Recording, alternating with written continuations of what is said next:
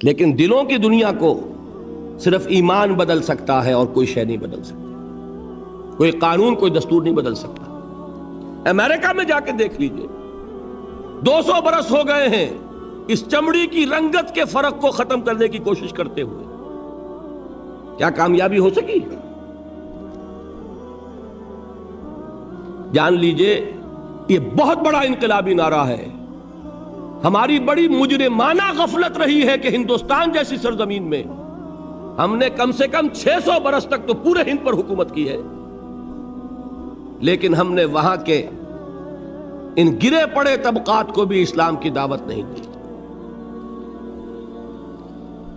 اگر کوئی دعوت ان تک پہنچ گئی ہوتی، کوئی رکاوٹ تھی؟ ڈاکٹر امبیڈکر ایمان لانے کے لیے تیار تھا، انا دورائی ایمان لانے کے لیے تیار تھا، دی ہیرو آف تامل ناڈو۔ آپ سن کر حیران ہوں گے، رکا کس بات پر کہ آخری جھگڑا یہ ہو گیا کہ سنی بنوں کہ شیعہ بنوں۔ یہ ہے وہ چیز۔ انا دورائی کے بارے میں مجھے بتایا گیا جب میں گیا مدراس کہ میلاد کی کوئی محفل کہیں ہو رہی ہے وہ نہیں چھوڑتا تھا، اتنی محبت تھی اسے حضور کے ساتھ۔ اور انا دورائی کا تامل ناڈو میں وہی مقام ہے جو پورے ہندوستان میں گاندھی جی کا ہے۔ بہرحال ہماری غفلتیں ہیں، ہماری کوتاہیاں ہیں، ان کے نتائج ہم بھگت رہے ہیں۔ ہمارے شہنشاہوں نے ارب روپیہ اپنی بیوی کے لیے ایک مقبرہ تیار کرنے پہ لگایا ہے۔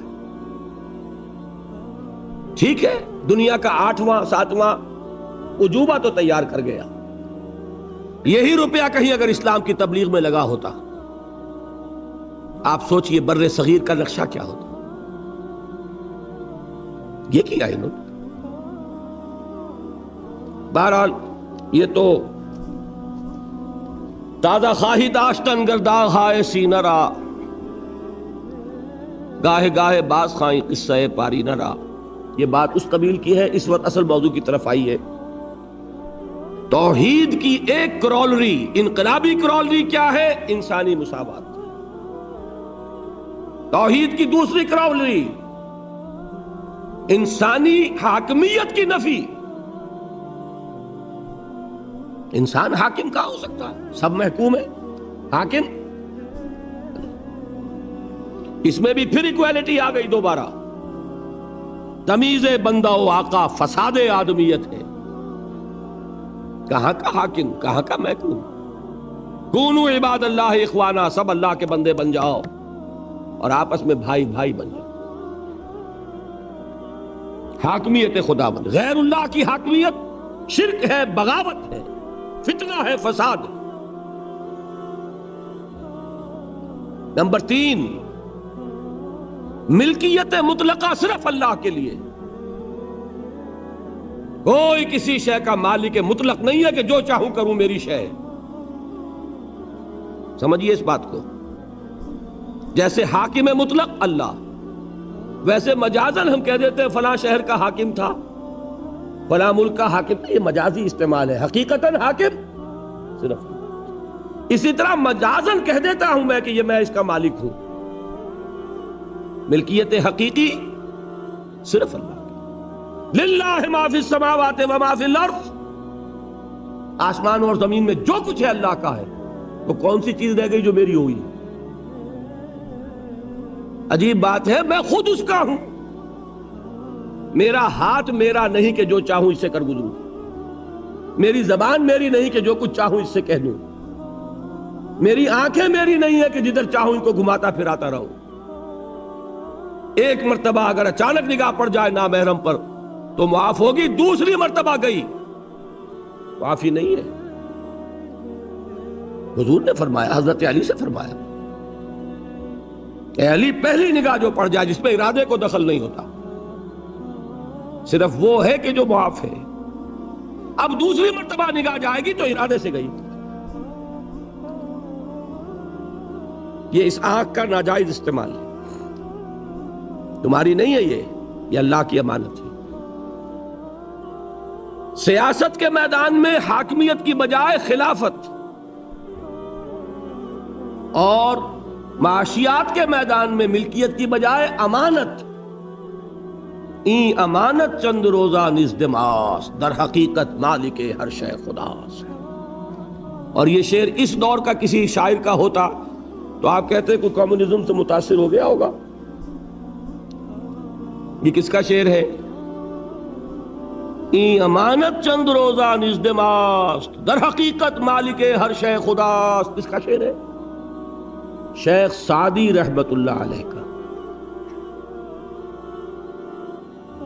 یہ ہے اصل میں، تفصیل تو ہے، میرے کیسٹس 4 5 5 ان کی تقریریں جو میں نے کی مسجد دارالسلام میں، اسلام کا سیاسی نظام، اسلام کا معاشی نظام، اسلام کا سماجی نظام، ان کے سیٹس لیجئے، سنیے. ایک ایک بات بتائی ہے جو ان تینوں نظاموں سے متعلق ہے، جو در حقیقت یہ سب کیا ہے؟ فقط ایک نقطہ ایما کی تفسیریں. یہ ایک ہی توحید کا اصول ہے جس نے سماجی سطح پر انسانی مساوات، سیاسی میدان میں حاکمیت خداوندی اور معاشی میدان میں ملکیت تامہ و مطلقہ صرف اللہ کی، یہ 3 اصول دیے. ان کا پرچار ہوگا تو انقلاب اسلامی کا پہلا قدم اٹھے گا. سمجھ گئے میری بات کو؟ اس سے ہٹ کر آپ دعوت کرتے رہیے، نصیحت کرتے رہیے، نماز کی تلقین کرتے رہیے، آپ اتباع سنت کی تلقین کرتے رہیے، انقلابی عمل شروع نہیں ہوگا. لیکن یہ میں نہیں کہتا کہ ثواب سے خالی ہے یہ کام، ثواب ملے گا. یہ میں نہیں کہتا کہ اس میں کوئی بھلائی نہیں ہے، وہ بھلائی تو ملے گی جو حضور نے فرمایا. وہ بھی حضرت علی سے خطاب کے فرمایا تھا کہ اے علی، لا یہدی اللہ بک رجلا واحدا خیر لک من حمر النعم. اگر اللہ تمہارے ذریعے ایک انسان کو بھی ہدایت دے دے تو یہ سرخ اونٹوں سے بھی بڑی دولت ہے. یہ اپنی جگہ، اس کی نفی نہیں ہے، لیکن نظام بدلنا، اقامت دین، تکبیر رب، اعلاء کلمت اللہ، اس کی جد و جہد کا آغاز بھی نہیں ہوگا جب تک کہ دین کی ان تعلیمات کی نشر و اشاعت نہیں. نمبر 2، تنظیم. تنظیم کے لیول پر ایمان بالرسالت ہے اصل شے. دیکھیے تنظیم کسے کہتے ہیں؟ ایک لیڈر، اس کا حکم ماننا، یہی ہے نا. اور حکم بھی کیسا ماننا کہ سنو اور اطاعت کرو. اگر جیسے کہ فوج میں ہوتا ہے کہ اگر سپاہی پوچھنے لگے کہ جناب آپ حکم تو مجھے دے رہے ہیں لیکن کیوں دے رہے ہیں، پہلے یہ سمجھائیے، میرے خیال میں تو آپ غلط حکم دے رہے ہیں، تو فوج چل سکتی ہے؟ فوجی ڈسپلن کسے کہتے ہیں؟ میں نے وہ انگریزی نظم کا سٹینزا آپ کو سنایا تھا، charge of the light brigade. There is not to reason why, there is but to do and die. اور انقلاب اس کے بغیر نہیں آتا. سمعوا اطاعت، فاسمعوا واطیعوا، سنو اور اطاعت کرو. اذ قلتم سمعنا واطعنا، جب تم نے کہا کہ ہم نے سنا اور اطاعت کی، ہے کہ نہیں؟ فاتقوا اللہ ما استطعتم واسمعوا واطیعوا، یہ بار بار الفاظ ملیں گے. اب آپ بتائیے کہ کیا رسول پر ایمان لانے والوں کی اطاعت کسی نوعیت کی نہیں ہوگی؟ دنیا میں کوئی اور لیڈر ہو سکتا ہے جس کے حکم کو کبھی کوسچن نہ کیا جا سکے؟ لیکن جس کو رسول مان لیا، کیا اس کے حکم کو بھی آپ کوسچن کر سکتے؟ واقعہ یہ ہے کہ جو ڈسپلن صحابہ کرام کی جماعت کا تھا، اس کی کوئی مثال تاریخ انسانی کا کوئی ڈسپلن پیش نہیں کر سکتا. میں اس کی مثال دوں گا آپ کو، اور ایک مثال اس کی بھی دوں گا کہ بعض صحابہ سے اس ڈسپلن میں ذرا غلطی ہوئی تھی تو نتیجہ کیا نکلا.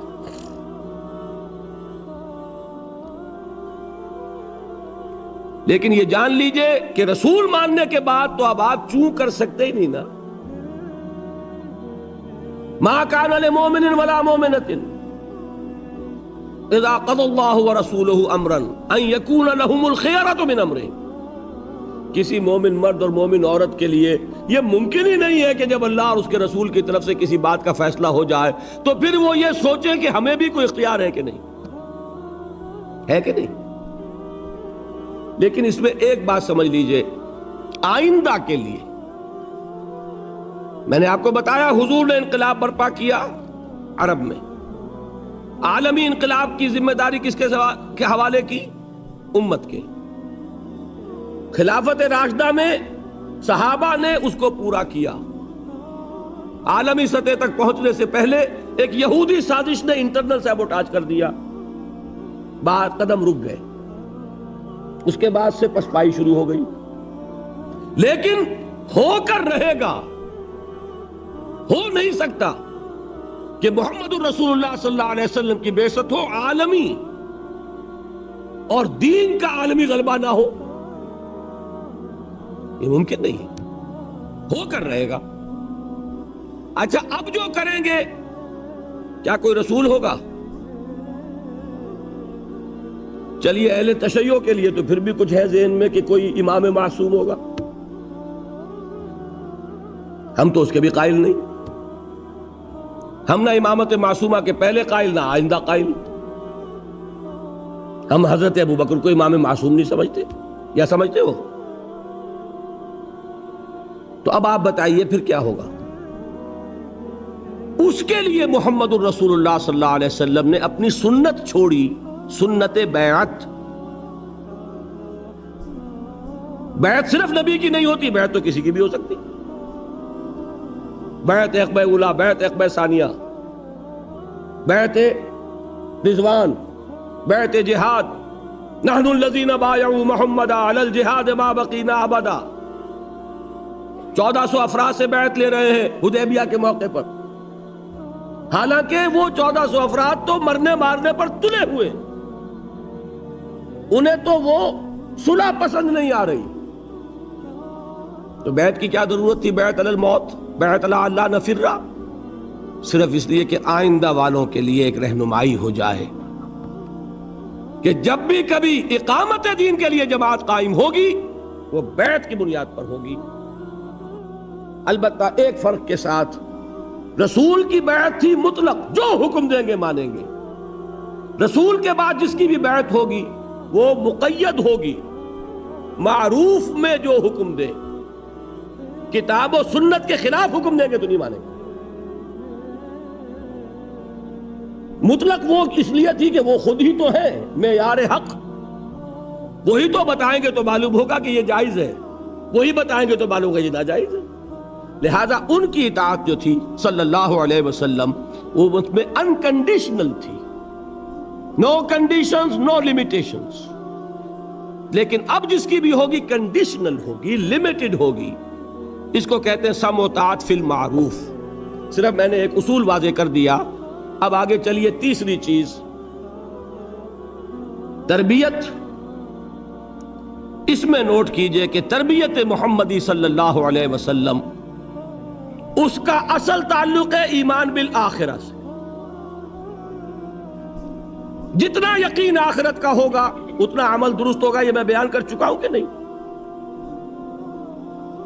علمی نظری اعتبار سے اصل ایمان ایمان باللہ، قانونی اعتبار سے اصل ایمان ایمان بالرسالت، اور عملی اور اخلاقی اعتبار سے اصل ایمان ایمان بالآخرہ، یقین آخرت۔ اور نمبر 2، یہ تربیت ہے اصل میں، جس کے لیے نماز ہے، جس کے لیے روزہ ہے، جس کے لیے قیام اللیل ہے، جس کے لیے راتوں کو کھڑے رہ کر قرآن کو اپنے اندر اتارنا ہے۔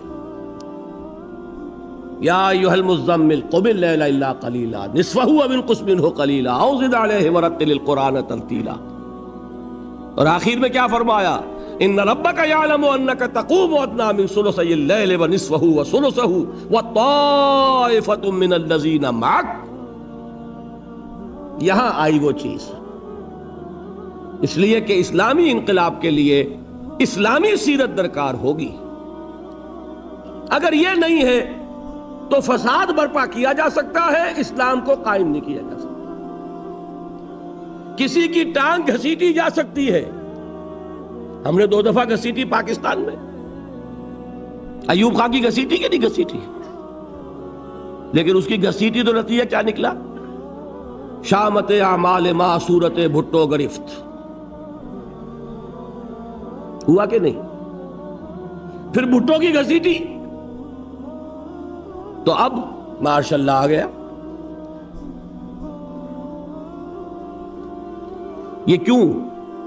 اس لیے کہ طریقہ محمد کا نہیں ہے صلی اللہ علیہ وسلم. جلوس نکل رہے ہیں نظام مصطفیٰ کے اور نمازیں غائب ہو رہی ہیں، عصر کی بھی مغرب کی بھی. جلسے ہو رہے ہیں، لیڈر لوگ اٹھ کر داعش پر سے جا کے اپنی نماز پڑھ کے آ گئے ہیں. یہ خیال نہیں کہ یہ جو 20,000 آدمی سامنے بیٹھا ہوا ہے نماز اس پر بھی فرض ہے کہ نہیں. نماز جیسے ستون کو گرا کر دین کو قائم کیا جائے گا. الصلاۃ عماد الدین. اور گھیراؤ ہو رہا ہے اور جلاؤ ہو رہا ہے اور کاریں جلائی جا رہی ہے اور شیشے توڑے جا رہے ہیں اور اسٹریٹ لائٹس توڑی جا رہی ہیں. یہ طریقے تو کمیونسٹوں کے ہیں بھائی. اس سے انقلاب محمدی آ جائے گا. بے گناہ بسیں جلائی جا رہی ہیں، کوئی گناہ ہے ان کا؟ مسافروں کو تکلیف پہنچائی جا رہی، وہ آپ کو کوس رہے ہوں گے دل میں یا دعائیں دے رہے ہوں گے؟ جنہیں بنس روڈ پہ اتار کے کھڑا کر دیا، پتہ نہیں کتنی مشکل سے بس میں جگہ لی ہوگی انہوں نے. کتنے لوگ تو الٹی جانب سفر کرتے تب کہیں جا کر ٹاور سے بیٹھتے بیچارے، اور ان کو اتار کے اور بس کو آگ لگا دی.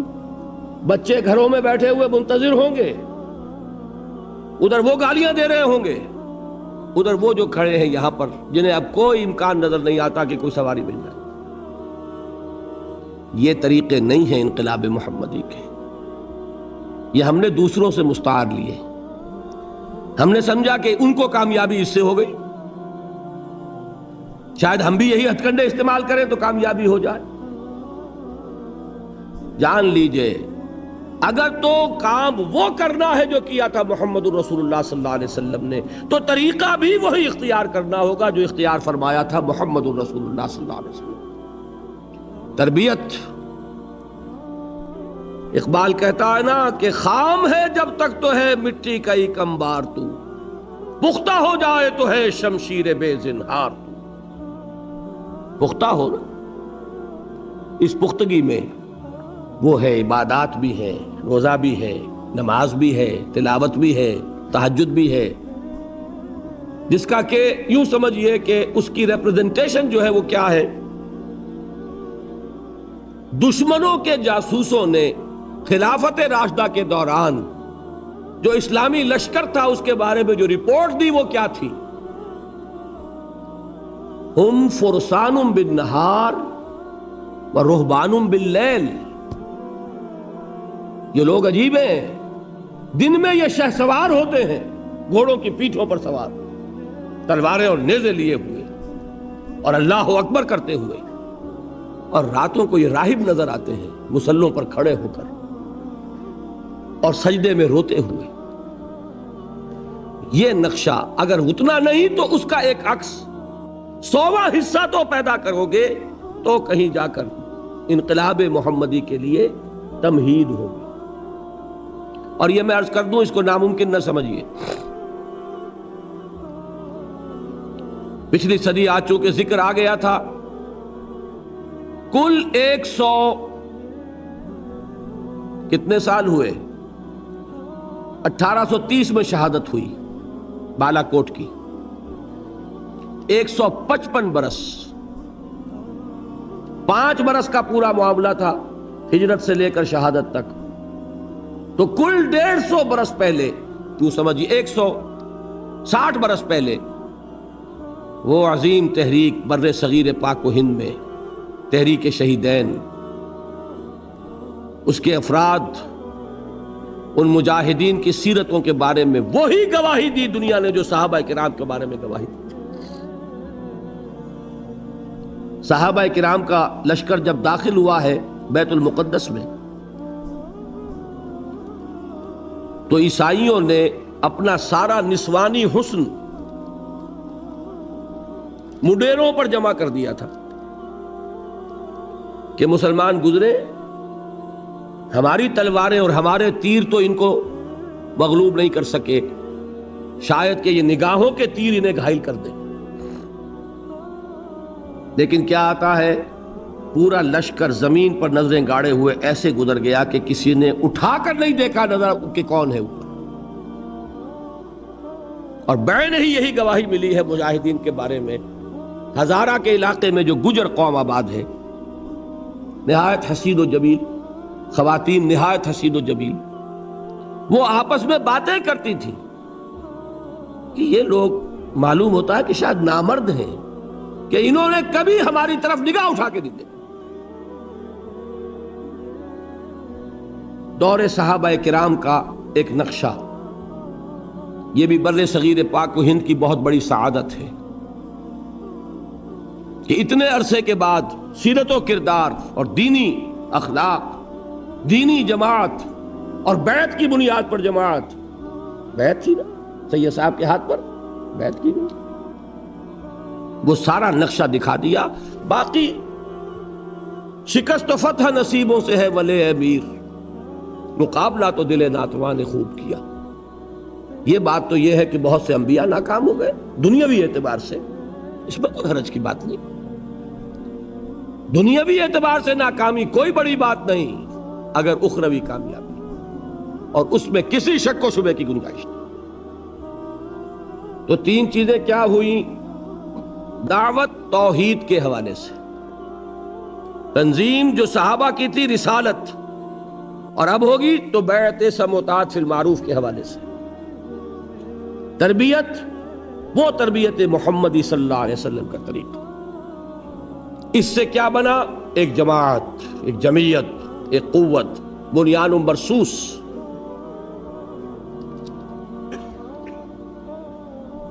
اس کے ساتھ چوتھا عمل چلا ہے، وہ بھی مکی دور میں۔ اس پورے عرصے میں 12 برس میں کیا حکم تھا مسلمانوں کو؟ کفو ایدیکم۔ قانون تو شریعت کا ہمیشہ سے یہ ہے، بدلے کا، قصاص کا ہے، دانت کے بدلے دانت اور کان کے بدلے کان، ہے کہ نہیں؟ لیکن اس عمل، انقلابی عمل میں، اقامت جدوجہد میں وہ قانون نہیں چلے گا۔ اس میں جب دین غالب آ جائے گا، اسلامی ریاست قائم ہو جائے گی، تو وہ قانون نافذ ہوگا۔ اس میں کیا ہے؟ مارے کھاؤ، ہاتھ نہ اٹھاؤ، ٹکڑے اڑا دیے جائیں تمہارے، تب بھی تم کوئی کارروائی نہیں کر سکتے۔ میں عرض کرنا چاہتا ہوں، گاندھی کا یہ اعتراف ہے کہ میں نے عدم تشدد حضرت مسیح اور حضرت محمد سے سیکھا، اور واقعہ یہ ہے کہ اگر کانگریس کی موومنٹ ابتدا ہی سے تشدد پہ اتر آتی تو ختم کر دی۔ چورا چوری کا ایک واقعہ ہو گیا تھا، ایک جلوس نے بہار میں، یہ جگہ ہے، تھانہ ہے، تھانے کے اوپر حملہ کر دیا، گاندھی نے پوری موومنٹ کال آف کر دی۔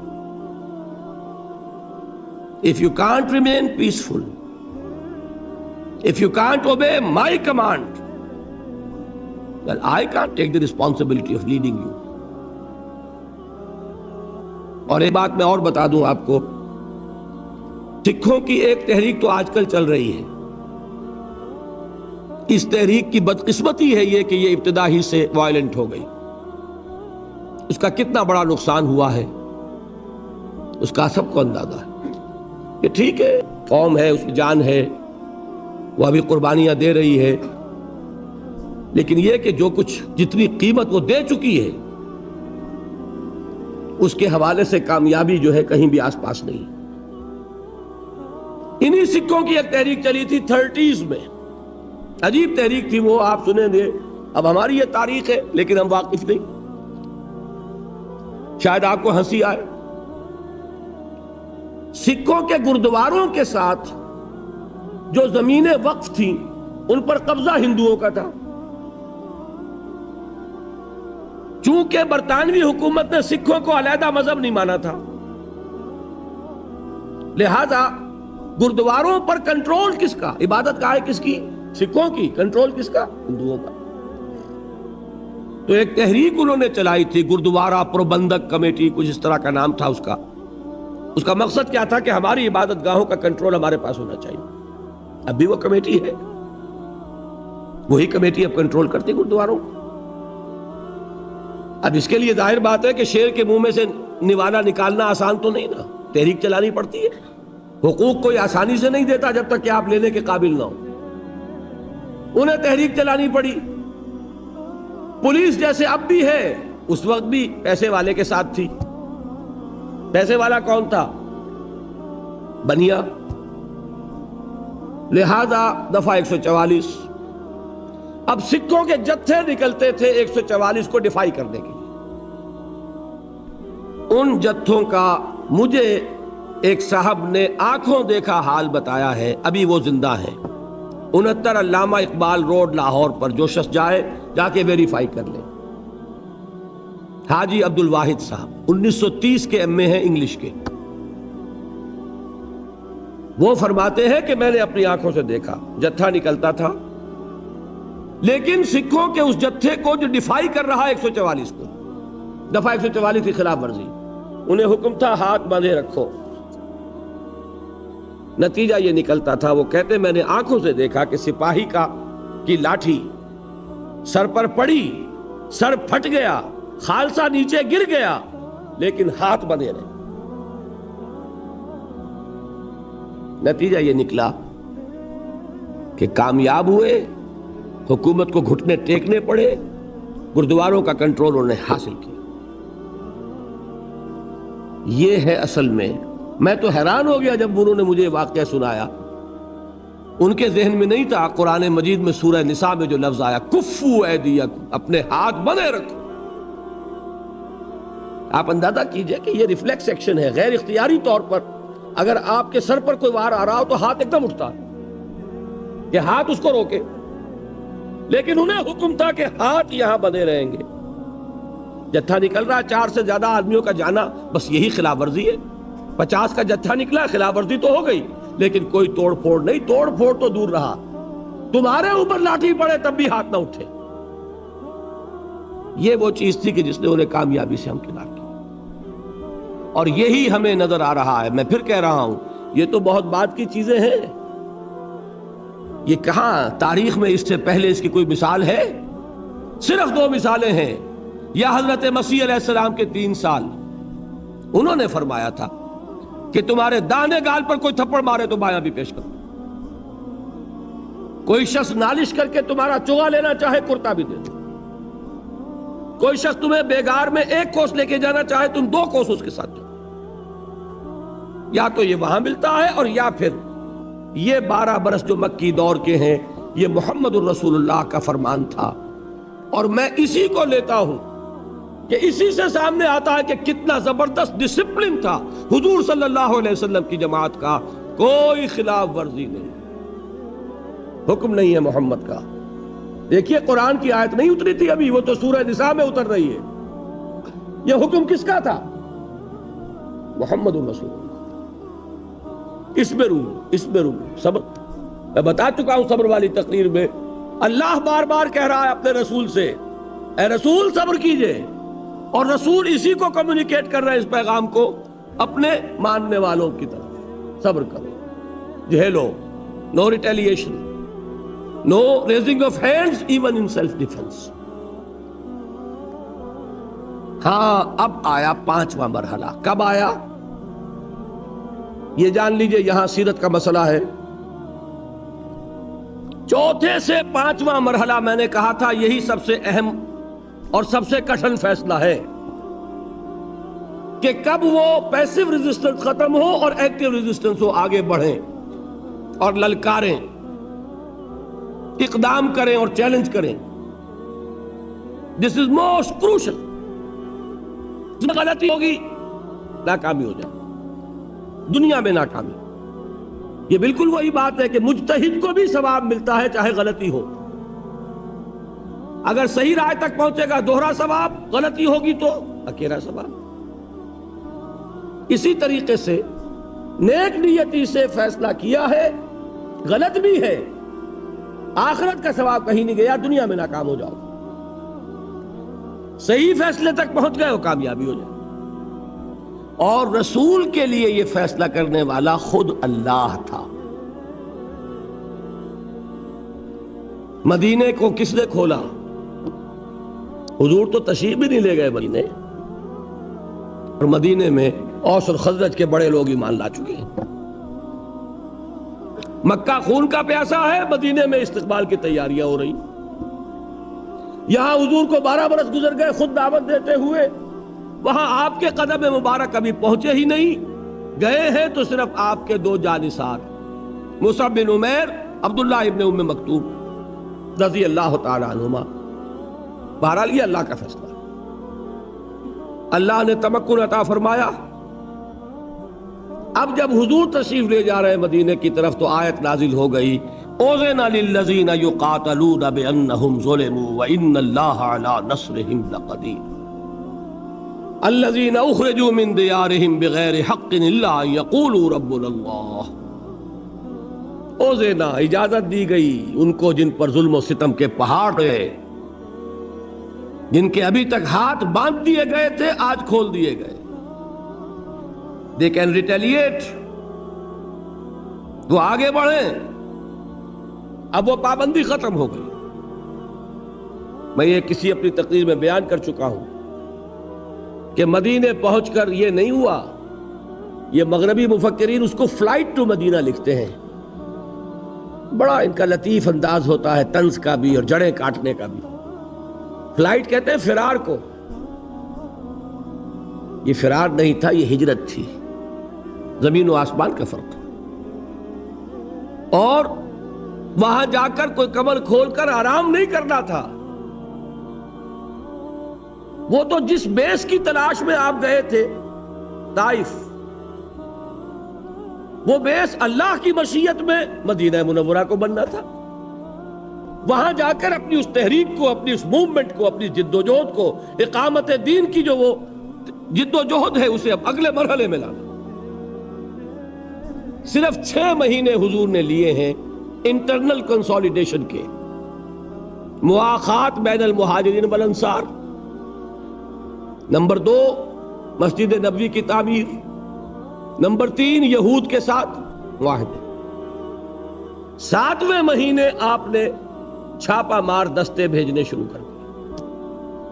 اگرچہ اس میں گئے صرف مہاجرین، انصار نہیں. اس کی ایک وجہ تھی. انصار نے جب درخواست کی تھی کہ حضور آپ تشریف لے آئیے مدینے، تو الفاظ یہ کہے تھے کہ ہم آپ اگر مدینے پر حملہ کریں گے یہ مکے والے، تو ہم آپ کی حفاظت کریں گے جیسے کہ اپنے اہل و عیال کی کرتے ہیں. اور مدینے پہ حملہ بھی ہوا ہی نہیں ہے. تو حضور اقدام کر رہے ہیں نا. لہذا بہت اہم ہے یہ بات. یہ تمام سیرت کی کتابوں میں واقعات موجود ہیں، لیکن ان کے بٹوین دی لائنز کہ یہ ایک انقلابی عمل کا تقاضا تھا کہ اس وقت یہ ہوتا. بس یہ سمجھنے کی بات ہے. حکمت کیا ہے، وزڈم کیا ہے، فلسفہ کیا ہے. یہ میں آپ کو فلسفہ سیرت آج پڑھا رہا ہوں. آپ اس کو سامنے رکھیے گا اور پھر سیرت کا مطالعہ کیجیے. واقعات تو وہی ہے.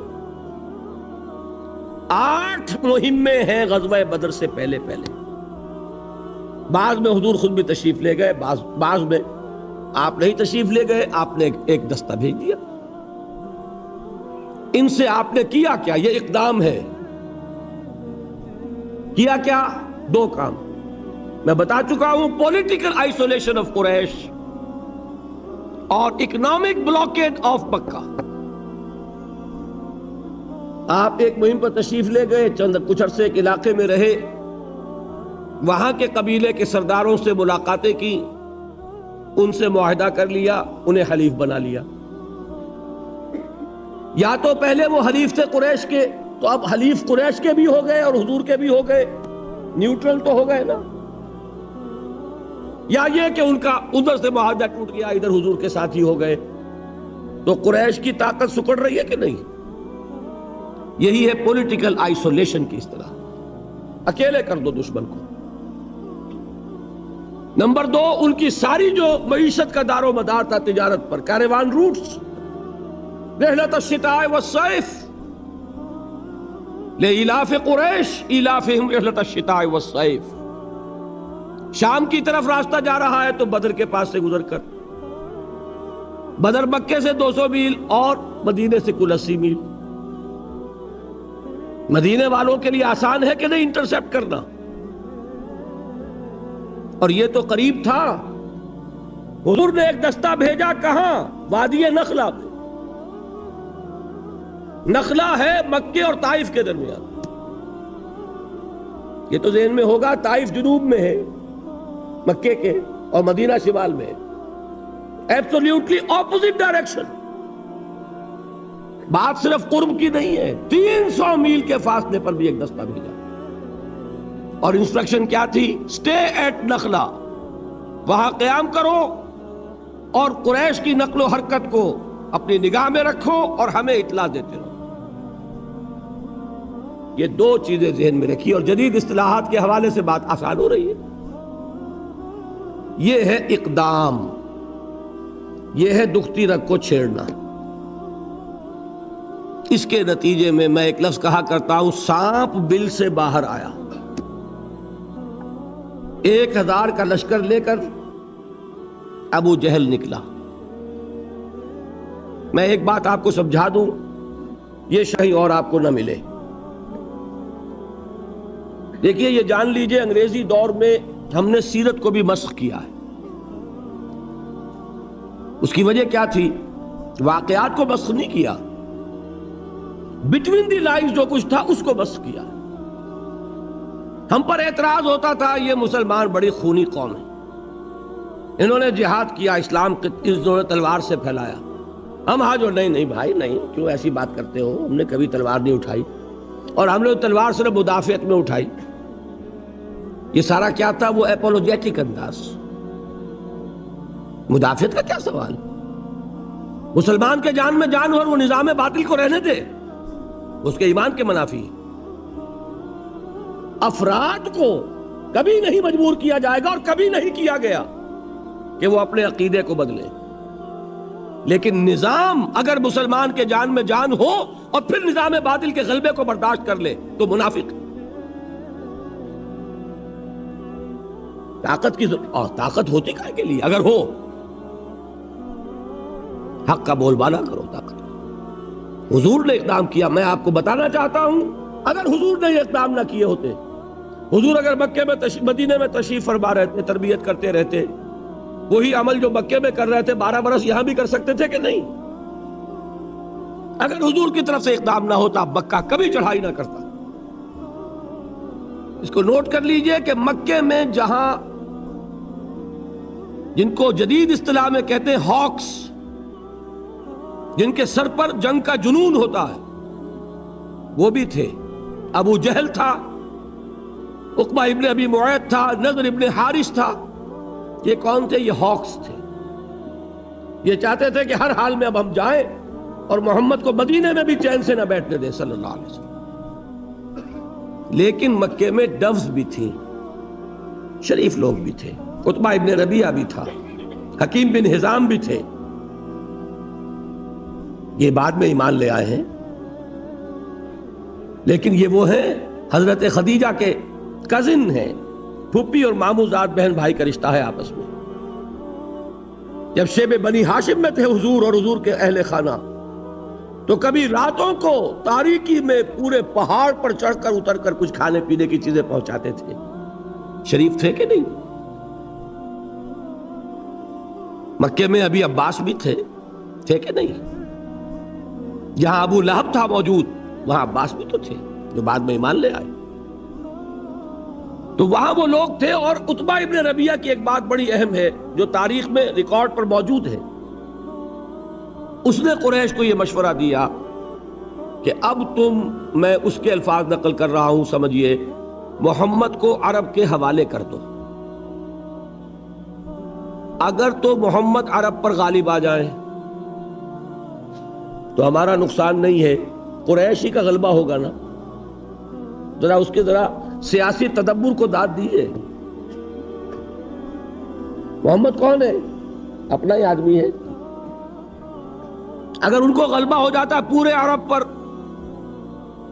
تو قریش کی حکومت قائم ہو جائے گی پورے عرب پر، اور اگر عرب ختم کر دے محمد کو صلی اللہ علیہ وسلم تو جو تم چاہتے ہو وہ ہو جائے گا، اور تمہیں اپنے بھائیوں کے خون سے اپنی تلواروں کو رنگین نہیں کرنا پڑے گا۔ کتنی گہری بات ہے، وہ بھی تھا موجود۔ جنگ کیوں ہوئی؟ ایک تو کفار کا آدمی مارا گیا اس دستے سے جو نخلا بھیجا گیا تھا، اتفاقاً مٹ بھیڑ ہو گئی، اللہ کو جو کرانا ہوتا ہے کروا لیتا۔ کفار کا آدمی مارا گیا مسلمانوں کے ہاتھوں، قافلہ لوٹ لیا انہوں نے، اور وہ مال غنیمت لے کر پہنچ گئے مدینے۔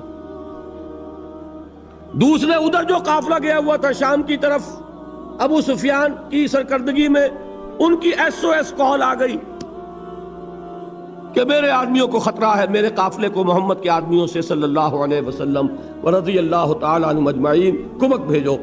بس یہ تھا کہ جس سے وہ ہاکس کا پلڑا بھاری ہو گیا، ڈوز جو ہے وہ مجبور ہو گئے، لہذا 1000 کا لشکر نکل آیا۔ یہاں سے وہ فائنل فیز شروع ہو گیا۔ اور میں آپ سے ایک بات اور عرض کر دوں، یہ تاریخی حقیقتیں پڑھ لیجئے۔ ایک رات پہلے بچے خبر آئی کہ ابو سفیان قافلہ لے کے نکل گئے۔ بہت ہوشیار آدمی تھے، ایک طرف انہوں نے وہ کمک کے لیے خط بھیجا، پیغامبر بھیجا، دوسری طرف راستہ بھی بدل دیا۔ خود بجائے اس بدر کے پاس سے ہو کے گزرنے کے، وہ بحیرہ احمر کے ساحل کے ساتھ ہو کے نکل گئے۔ اطلاع پہنچی یہاں لشکر ہے۔ اب آتے ہیں وہی حکیم ابن حزام، کس کے پاس؟ عتبہ کے پاس۔ ڈوز ہے نا یہ دیکھو عتبہ، تمہاری بڑی حیثیت ہے، سپہ سالار کی حیثیت ہے تمہاری، اور اس وقت خونریزی کو تم روک سکتے ہو۔ ہم آئے تھے اپنے قافلے کی حفاظت کے لیے، قافلہ ہمارا بچ کے نکل گیا، اب رہ گیا حضرمی کا خون، وہ تمہارا حلیف تھا، تم اس کا خون بہا اپنی جیب سے دے دو، معاملہ ختم ہو جائے گا کہ نہیں؟ تو اس خونریزی کو اب بھی روکا جا سکتا ہے۔ عتبہ نے کہا بالکل ٹھیک، صحیح۔ دونوں چل کر گئے ابو جہل کے پاس، وہ اپنے تیر پھیلا کر درست کر رہا تھا اس وقت، جا کر اس سے بات کی۔ اس کے لیے تو یہ موقع تھا، میں کہہ رہا ہوں ہاکس کا سردار تھا وہ، اسے یقین تھا کہ ہم ختم کر دیں گے کل محمد کو اور اس کے آدمیوں کو صلی اللہ علیہ وسلم۔ اسی لیے اس نے کہا تھا یہ یوم الفرقان ہوگا، پتہ چل جائے گا اللہ کس کے ساتھ ہے، کیونکہ یقین تھا نا جیتیں گے ہم۔ 313 ہیں، تلواریں بھی چند ہیں ان کے پاس، چند، 2 گھوڑوں کا رسالہ، ہمارے پاس 100 گھوڑوں کا رسالہ، رسالہ فیصلہ کن ہوتا ہے۔ 100 ہارسز، ادھر 2، کوئی مقابلہ ہے؟ اسے یقین تھا کہ جیتیں گے، لہذا اس نے پہلے سے پروپیگنڈا شروع کر دیا، یوم الفرقان ہوگا، یہ پتہ چل جائے گا اللہ کس کے ساتھ ہے، کون حق پر ہے کون باطل پر ہے۔ یہ دوسری بات ہے، اللہ نے واقعی اسے یوم الفرقان بنا دیا۔ لیکن اس کے بعد جب آ کے انہوں نے کہا، اس نے ایسا تانا مارا ہے۔ عتبہ ابن ربیعہ کا بڑا بیٹا کے بڑے بیٹے حضرت حذیفہ، ابو حذیفہ، یہ ایمان لا چکے تھے، یہ حضور کے ساتھ تھے۔ ابو جہل نے تانا مارا، معلوم تھا عتبہ بیٹے کو سامنے دیکھ کر تم پر بزدلی آ گئی، نمبر 1، اور نمبر 2 بلایا اس حضرمی کے بھائی کو جو مارا گیا تھا مسلمانوں کے ہاتھوں، دیکھو یہ تمہارے بھائی کے خون کا بدلہ سامنے آ کر بھی بچ کر جا رہا ہے، یہ لوگ واپس جانا چاہ رہے ہیں۔ اور یہ بھی معلوم ہونا چاہیے بعض لوگ واپس چلے گئے تھے وہاں سے، قریش کے لشکر سے، اسی پلی پر کہ چونکہ ہم آئے تھے اس لیے وہ معاملہ ختم ہو چکا، ہم لڑنے کو تیار تھے۔ قریش کا کہ دو گھرانے غالباً ہیں جو نکل گئے تھے واپس۔ بہرحال عتبہ، یہ عرب کی اب نفسیات ہے، جب اسے تانا لگا ہے، اس نے کہا کہ کل وقت بتائے گا کہ کون بزدل ہے اور کون بہادر ہے۔ یہی وجہ ہے کہ اگلے دن پھر سب سے پہلے میدان میں کون آیا؟ عتبہ۔ اسے وہ اپنے ماتھے کا داغ دھونا تھا بزدلی کے تانے کا۔ عتبہ آیا اپنے بھائی کو لے کر، شیبہ، بیٹے کو ولید، بڑے بیٹے سامنے تھے ابو حذیفہ۔ اور آپ کو معلوم ہے کہ پھر مبارزت ہوئی، حضرت حمزہ کے ہاتھوں عتبہ، حضرت علی کے ہاتھوں باقی دونوں، شیبہ بھی اور ولید بھی ختم ہوئے۔ ہاں حضرت عبیدہ ابن حارث رضی اللہ تعالیٰ عنہ وہ زخمی ہو گئے۔ بہرحال میں جو بتانا ہے وہ کیا ہے، یہ تھا اقدام کے نتیجے میں آرمڈ کانفلکٹ۔ یہ آرمڈ کانفلکٹ مسلح تصادم رہا 6 برس، اپس اینڈ ڈاؤنز۔ اپس میں سب سے پہلے بدر، 70 قرشی مارے گئے اور مسلمان 13 شہید ہوئے میدان میں آن دی اسپاٹ۔ 14ویں وہ عبیدہ ابن حارث جو زخمی ہو گئے تھے، ان کا انتقال ہو گیا مدینے واپسی میں۔ لیکن اگلے سال کیا ہوا؟ احد۔ یہ میں اس لیے بتانا چاہتا ہوں کہ ڈسپلن کی اہمیت کا اندازہ ہو جائے۔ 70 صحابہ شہید، حضور زخمی، دندان مبارک شہید، چہرہ مبارک لہو لہان، ایک بہت بڑی زک مسلمانوں کو اٹھانی پڑی۔ کس وجہ سے؟ سورہ آل عمران میں اللہ نے فرمایا لَقَدْ صَدَقَكُمُ اللَّهُ وَعْدَهُ، اے مسلمانوں تم ہمیں بلیم نہیں کر سکتے، اللہ نے تو اپنا وعدہ تم سے پورا کر دیا تھا۔ اِذْ تَحُسُّونَهُمْ بِإِذْنِهِ، جبکہ تم اپنے دشمنوں کو گاجر مولی کی طرح کاٹ رہے تھے۔ جنگ شروع ہوئی اور فتح ہو گئی، بھگدڑ مچ گئی، 3000 کا لشکر بھگدڑ۔ اب وہ غلطی ہوئی، وہ گھاٹی پر 50 تیر انداز۔ حضور نے فرمایا تھا کہ تمہیں یہاں سے ہرگز نہیں ٹلنا۔ حضرت جبیر کی سرکردگی میں چاہے تم یہ دیکھو کہ ہم سب شہید ہو گئے اور ہماری بوٹیاں نوچ نوچ کر پرندے کھا رہے ہیں، تب بھی یہاں سے مت ہلنا۔ لیکن جب فتح ہو گئی، غلطی ہوئی، انڈسپلن۔ حضور کے حکم کے بارے میں تو میری اپنی تحقیق یہ ہے کہ تعویل کی ہے انہوں نے، غلطی اس معنی میں نہیں تھی کہ حضور کے حکم کو جان بوجھ کر توڑا، اس لیے کہ حضور کے الفاظ تھے شکست کی کیفیت والے۔ یہاں ہو گئی تھی فتح۔ تو صحابہ کرام یہ جان لیجئے، اس لیے کہ منافقین وہاں اب کوئی نہیں تھا، منافق جا چکے تھے احد سے پہلے عبداللہ ابن ابی کے ساتھ، یہاں کوئی منافق نہیں تھا، سب مومنین صادقین تھے۔ لہذا جان بوجھ کر حضور کے حکم کی خلاف ورزی نہیں ہو سکتی تھی۔ تعویل کیا ہوئی کہ حضور نے شکست کے بارے میں فرمایا تھا نا، یہاں تو فتح ہو گئی، لہذا حکم اپلائی نہیں کر رہا۔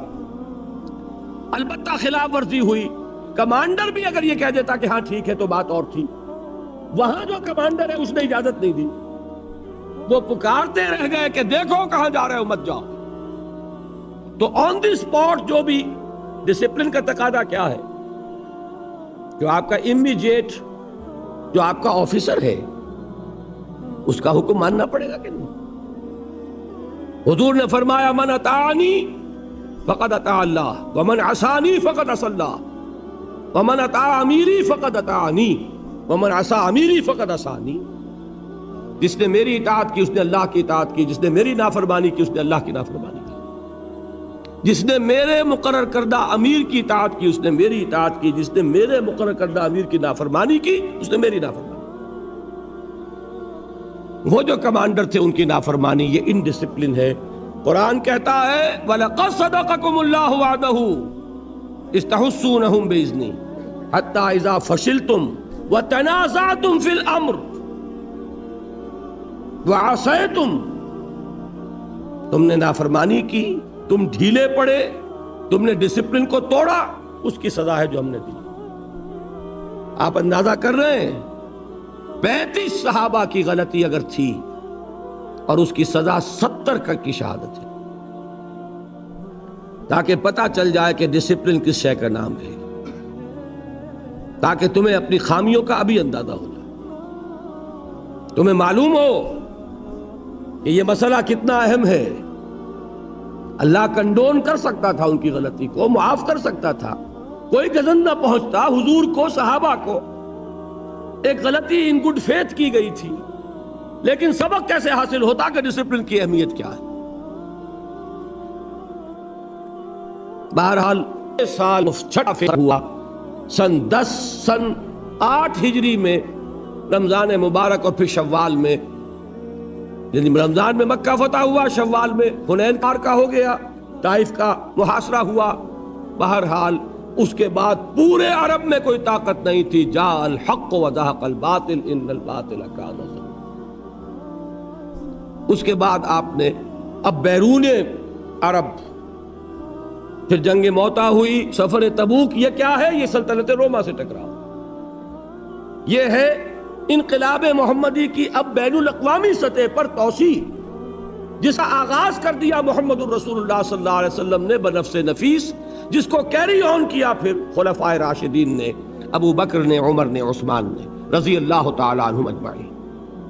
حضرت علی کا نام میں نے یہاں کیوں نہیں لیا؟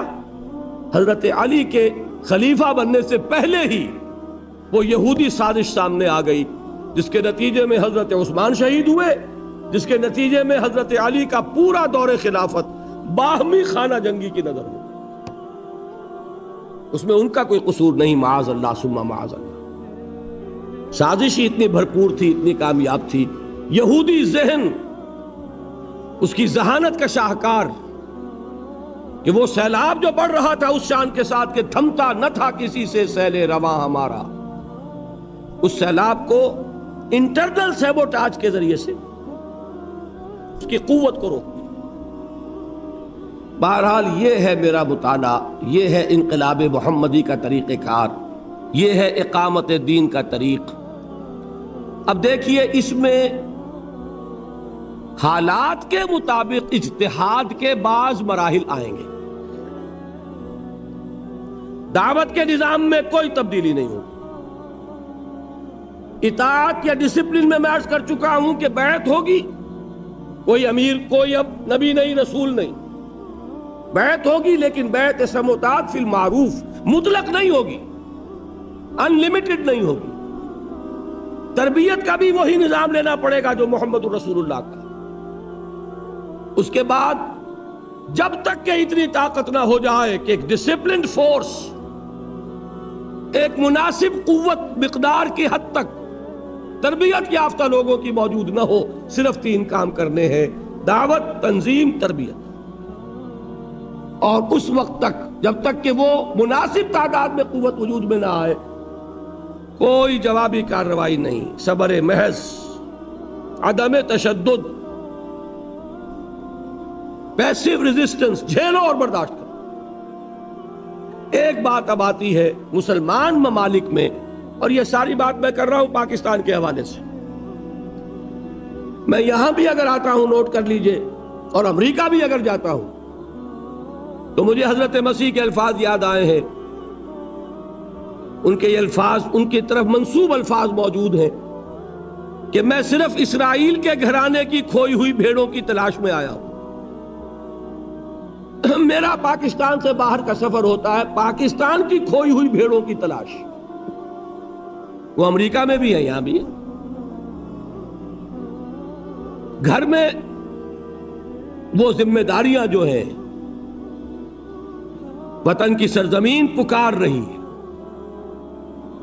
آپ یہاں عیش اور آرام میں ہے، پیسے جمع کرنے کے چکر میں، یہ یاد دلانے کے لیے آیا۔ وہ کشتی ڈول رہی ہے، دین وہاں نہ آیا تو وہ ملک ہرگز باقی نہیں رہے گا، امکان ہی نہیں اس کا، اور آثار بہت خراب ہے۔ دین کیسے آ جائے گا؟ گھر بیٹھے آ جائے گا، انتخابات کے ذریعے آ جائے گا۔ بہت بڑا مغالطہ ہے یہ۔ مجھ سے سوال کیا گیا تھا، آج جواب دے رہا ہوں۔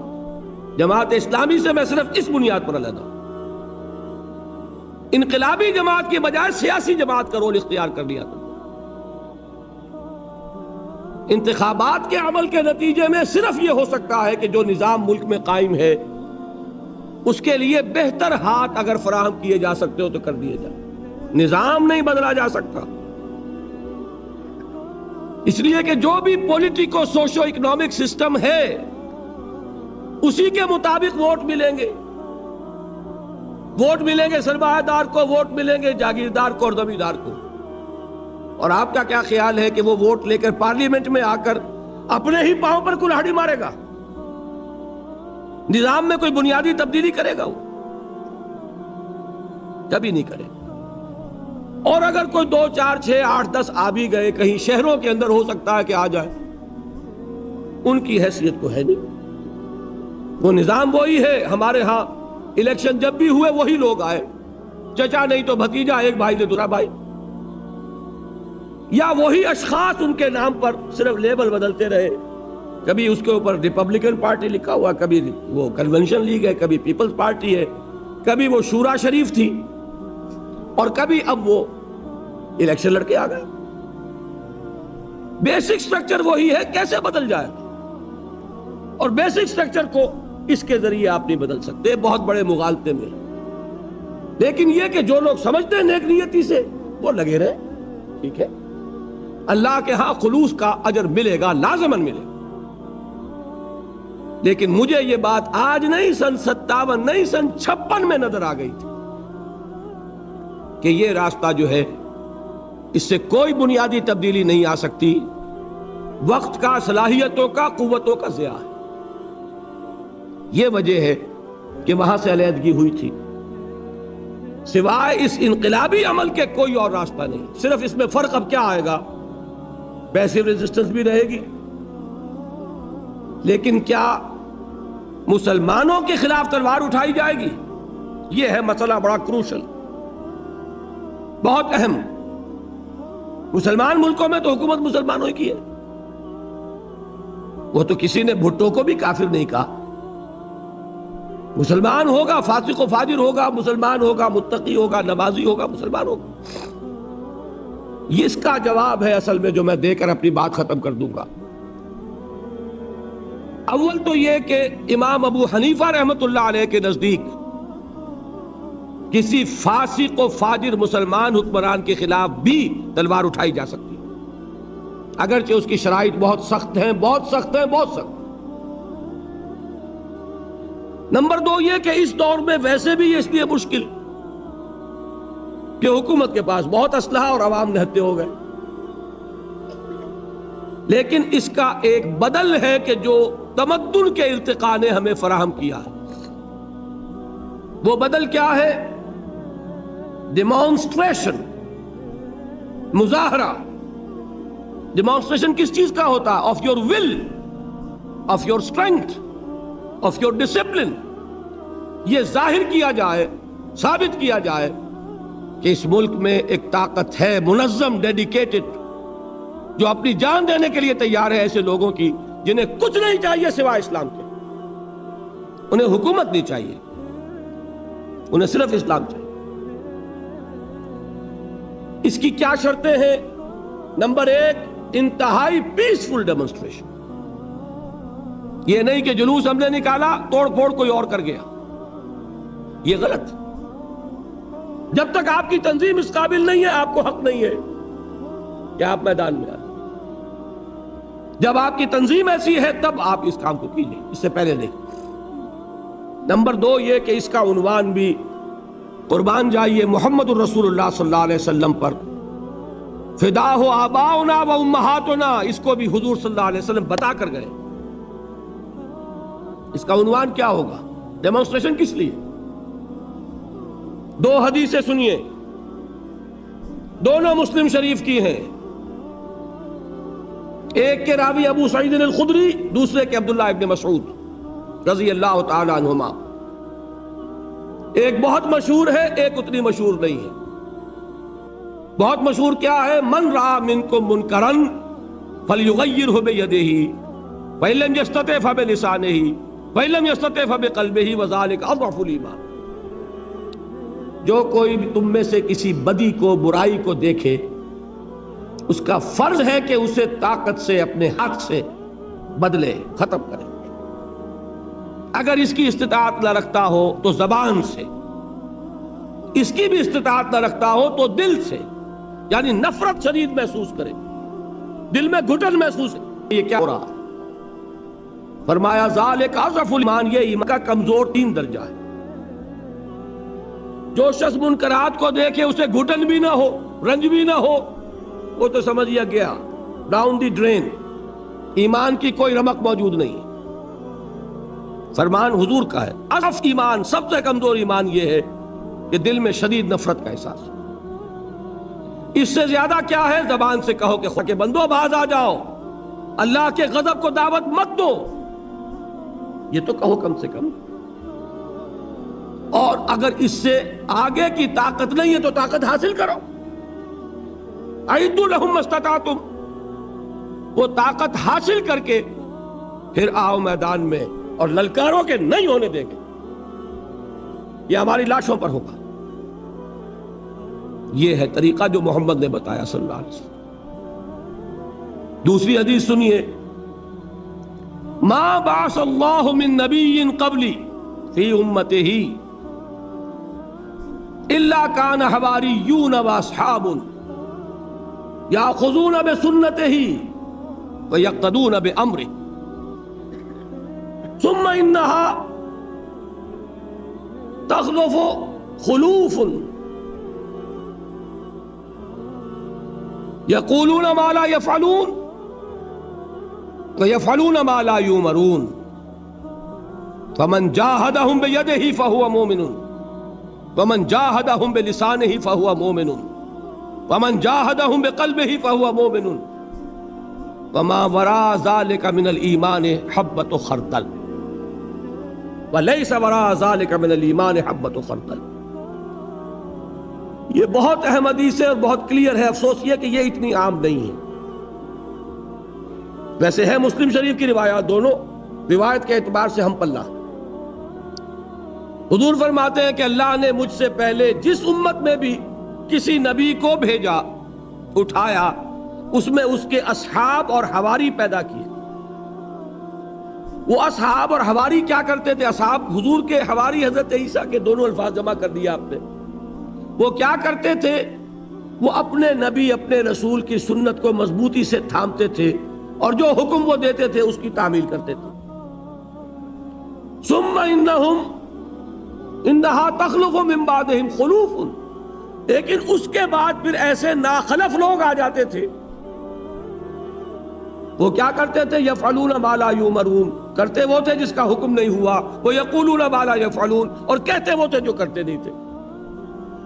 اب آپ نے فرمایا جو کوئی ایسے لوگوں سے جہاد کرے گا ہاتھ سے وہ مومن ہے، جو جہاد کرے گا زبان سے وہ مومن ہے، جو جہاد کرے گا دل سے وہ مومن ہے، اور اس کے بعد تو ایمان رائی کے دانے کے برابر بھی موجود نہیں۔ یہ ہے جہاد کے 3 درجے۔ اور جہاد کن سے ہو رہا ہے یہاں نوٹ کیا آپ نے؟ چاہے ناخلف ہے کہ کون؟ امتی ہے رسول کے نا، ناخلف امتی ہے، انہی کو کہا جائے گا فاسق و فاجر، ان کے خلاف جہاد کیا جائے گا، بالید، باللسان، بالقلب۔ بالید جو ہے وہ ضروری نہیں کہ تلوار سے ہو، بالید کی یہ شکل ہے جو آج دنیا نے دی ہے، یہ پکیٹنگ ہے، ڈیمانسٹریشن ہے، demonstration of your will end your power and your strength.